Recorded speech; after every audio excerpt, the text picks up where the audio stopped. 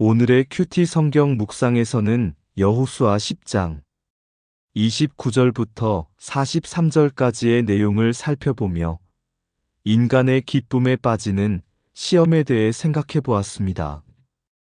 여호수아 10장 29절부터 39절까지는 아모리 성읍이 함락되는 장면을 다루고 있고 40절부터 43절까지는 정복당한 남부 팔레스타인에 대한 이야기입니다.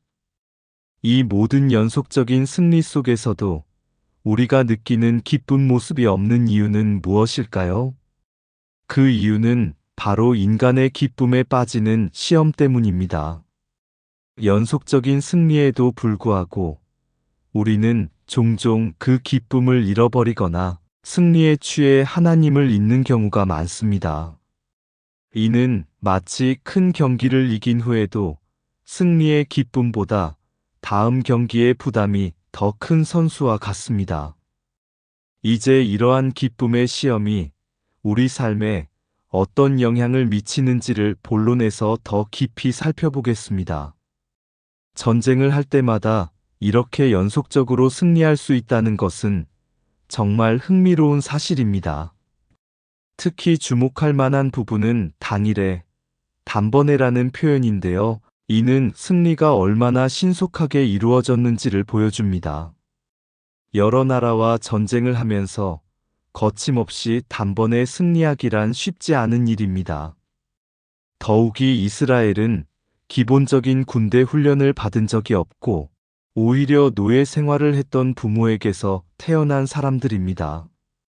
그들은 광야에서 성장하며 전투 경험이 전혀 없는 상태였습니다. 이 모든 것을 고려했을 때 이러한 연속적인 승리는 온전히 하나님께서 함께 도와주시는 전쟁이라고밖에 설명할 수 없습니다. 이는 마치 한 팀이 훈련도 제대로 하지 않았지만 강력한 코치의 지도로 연승을 거두는 것과 같습니다. 이제 우리가 이 전쟁에서 하나님이 어떻게 함께 하셨는지를 살펴보며 그 의미가 우리에게 어떤 교훈을 주는지 본론에서 더 깊이 알아보겠습니다. 또 한 가지 주목할 만한 점은 왕에게 행한 것이 그전 왕에게 행한 것과 같았다라는 표현입니다. 이 말은 결국 하나님 여호와께서 명령하신 것과 같았다라는 문장으로 마무리됩니다. 이러한 표현은 반복되는 일임에도 불구하고 이스라엘 백성이 철저하게 하나님의 명령을 순종했다는 것을 보여줍니다. 이는 마치 학교에서 매일 아침 같은 시간에 일어나서 규칙적으로 공부하는 것처럼 하나님께서 주신 명령을 충실히 이행하는 모습을 나타냅니다. 이런 점에서 우리는 하나님과 함께하는 사역이 무엇인지, 그리고 그 사역이 우리의 삶에 어떤 의미를 주는지를 다시 한번 깊이 생각해 볼 수 있습니다. 하나님께서 주신 명령을 따르는 것이 얼마나 중요한지를 깨닫고 그가 원하시는 방향으로 나아가는 것이 우리의 사역임을 알게 됩니다. 하나님과 동역하는 것은 어찌 보면 단순해 보일 때도 있습니다. 하지만 그 안에는 깊은 평안이 함께합니다. 오늘 말씀처럼 하나님과 함께하면 승리와 기쁜 날들이 반복될 수 있습니다. 기쁜 날과 슬픈 날, 모든 날들이 하나님과 동역할 때 감사한 날로 변할 수 있습니다. 슬픈 날 또한 하나님께서 우리에게 주신 교훈과 성장의 과정이기 때문입니다. 이 과정을 통해 우리는 점점 더 하나님과 가까워지게 됩니다. 마치 욥기의 이야기처럼 욥은 큰 고난 속에서도 하나님을 신뢰하며 결국 더 큰 축복을 받았습니다. 이와 같은 경험을 통해 우리는 하나님과의 동역이 우리의 삶을 어떻게 변화시키는지를 깊이 있게 이해할 수 있습니다. 이제 본론에서는 하나님과 동역하는 것이 우리의 일상에 어떤 영향을 미치는지를 살펴보겠습니다. 중요한 것은 하나님을 처음 만났을 때 우리는 다양한 기적을 경험하게 된다는 점입니다. 처음에는 기쁨과 놀라운 일들이 가득하지만 그 과정에서 넘어지거나 실수할 수도 있습니다. 하지만 시간이 지나면서 기적의 순간이 점점 사라지고 일상으로 돌아오게 됩니다. 이는 하나님께서 우리에게 스스로 말씀에 따라 생활하기를 원하시는 뜻입니다. 마치 처음에 자전거를 배울 때는 보조바퀴가 필요하지만 점차 익숙해지면 혼자서 잘 탈 수 있게 되는 것과 비슷합니다. 이러한 과정에서 우리는 또 다른 좌절과 슬픔을 맛보게 됩니다. 하나님께서 주신 기적과 기쁨이 점점 사라진다고 느끼게 되기 때문입니다. 사실 기적이 사라지는 것이 아니라 우리가 그 기적에 익숙해지면서 서서히 잊어버리는 것입니다.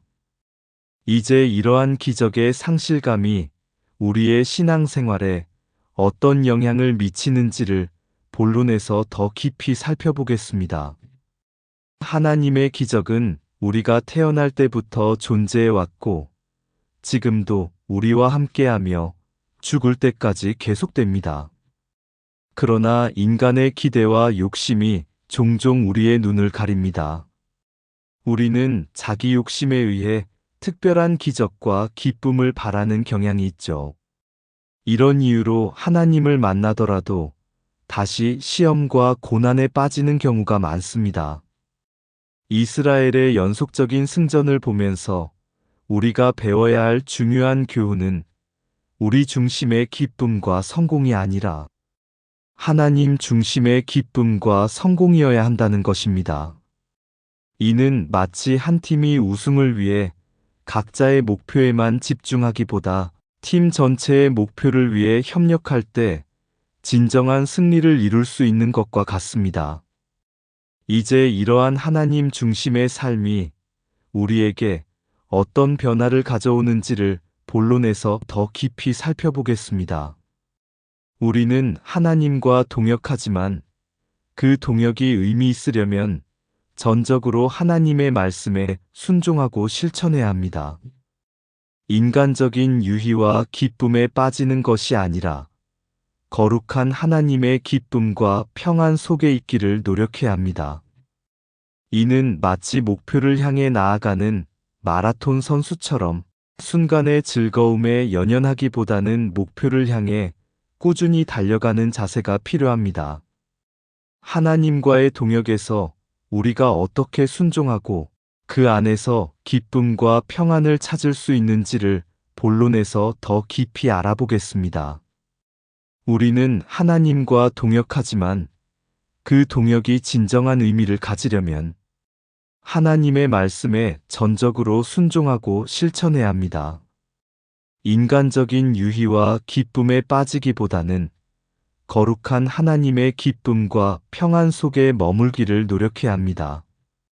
이는 마치 길을 찾는 항해자가 강한 폭풍 속에서도 나침반을 믿고 나아가는 것과 같습니다. 우리가 하나님을 믿고 그 말씀을 따를 때 어떤 상황에서도 평안과 기쁨을 경험할 수 있습니다. 이제 이러한 마음으로 기도를 통해 하나님께 나아가겠습니다. 초월적인 지혜와 지성으로 우리를 이끄시는 하나님을 찬양합니다. 오늘도 귀한 말씀으로 우리를 이끌어 주심에 감사합니다. 저 또한 인간적인 욕심과 이기심으로 하나님께서 주신 기적과 기쁨을 바라곤 했습니다. 이런 저를 불쌍히 여기사 온전히 하나님의 뜻과 의에 집중하도록 이끌어 주시옵소서. 우리가 때로는 고난과 시련에 빠지더라도 그 안에서 하나님을 발견하게 하시옵소서. 오로지 하나님 안에 거하며 경험되는 평안과 기쁨을 알게 하소서. 온전히 하나님 말씀에 순종하며 실천하는 우리가 되기를 간절히 바라고 원합니다.